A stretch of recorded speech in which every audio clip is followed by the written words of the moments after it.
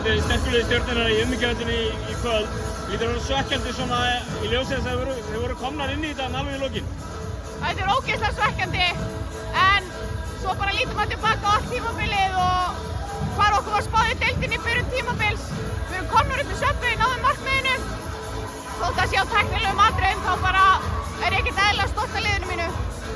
Þessi sería sem farið í á móti, þessi úrslita sería á móti deildarmeisturum Stjörnunnar, þetta var alveg fram og tilbaka.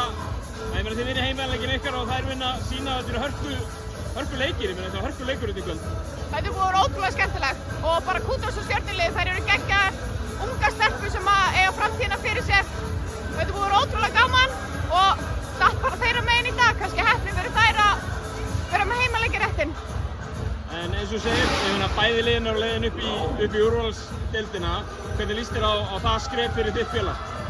Ég er svo ótrúlega stolt, ég er búin að vera að bíða eftir þessu sér, ég var bara lítil stelpa, búin að spila í meistaraflokki mörg ár, kom aftur heim í þorpið mitt og kom stelpunum og mínum upp. Ég er bara fárlega stolt og ég fer ekki í fílu heim í dag.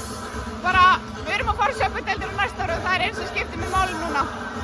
Bestu þakkir Heiða og gangi ykkur vel. Takk fyrir.